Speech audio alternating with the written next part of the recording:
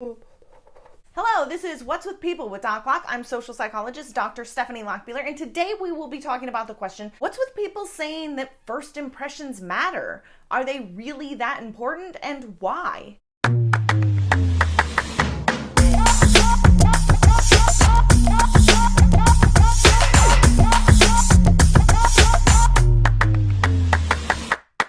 Stand up straight, straighten your tie, fix your hair, give a firm handshake, and smile, god damn it!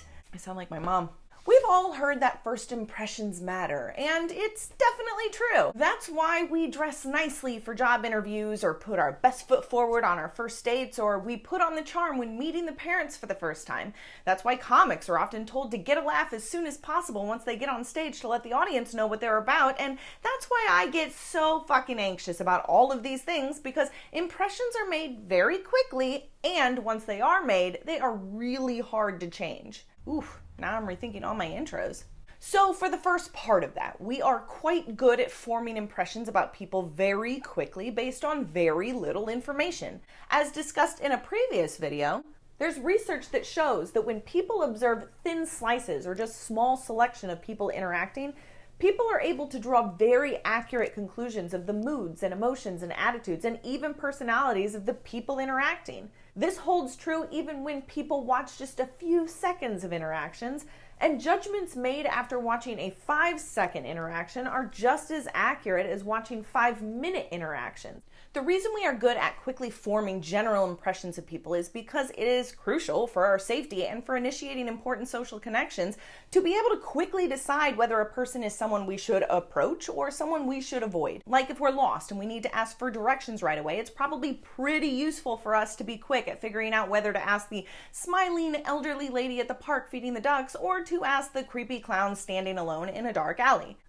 Of course I'm gonna ask the clown. So we are good at quickly forming general impressions of people, but it turns out that we're also very good at remembering impressions. So good that we're also very, very bad at changing them. The first reason for this is because of what is called the primacy effect, which is the tendency for the information that we see first to have a bigger impact than the information that we see later. For example, one study had participants watch a video of people answering trivia questions, and all of the contestants got 15 out of the 30 questions right. However, the contestants either randomly got questions right, or they started out strong and then started getting questions wrong, or they started out poorly and then started getting questions right. When participants were asked which trivia contestant they thought was more intelligent, they were more likely to say that the contestant who started out strong was smarter, even though all the contestants answered the same number of questions right. That first impression of them getting answers right impacted the participants' overall impression much more than all of the questions that they got wrong later. Another reason why first impressions are so resistant to change is the perseverance bias, which is the tendency for information to stick in our brains even after it's been shown to be false. One study had participants read information about a person either doing well on a task or doing poorly on a task, and then they were told later that the information that they just read was randomly given to them and wasn't actually indicative of the person's actual performance. However, even though participants were told it was all bullshit, their ratings of the person and the predictions of the person's future performance were all impacted by that false information. In other words, if they were told that the person failed at the task and then they were told that that information wasn't actually true, the participants still thought that the person wasn't very talented and would likely fail in the future. That's why misinformation or rumors have lasting effects on our thoughts of people. Even when we get discrediting information or information that counters the original impression we formed, we have a really hard time undoing that original impression. So what do we do if we get information that is clearly inconsistent with the impression? If you remember from this video, the reason why they are so hard to change is because people are very motivated to maintain positive self-esteem and they really don't like to be wrong or feel bad about themselves.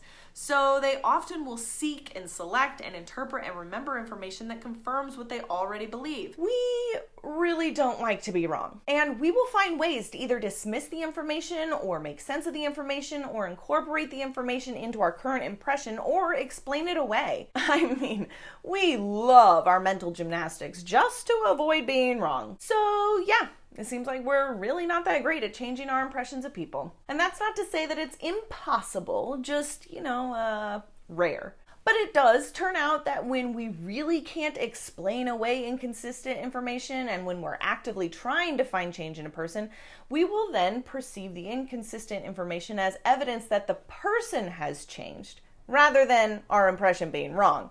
In conclusion, first impressions are important because we do it really quickly and we hang on to them like a kitty hanging on for dear life on a tree branch. Yeah, it's cute, but that kitty is in danger. Save him! So don't slouch and tuck in your shirt and get that shit out of your teeth and smile, goddammit! Just kidding. You look great. You do you.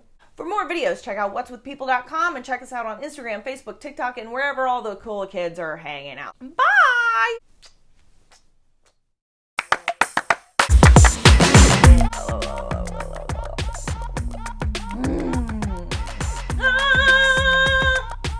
Fuck this up.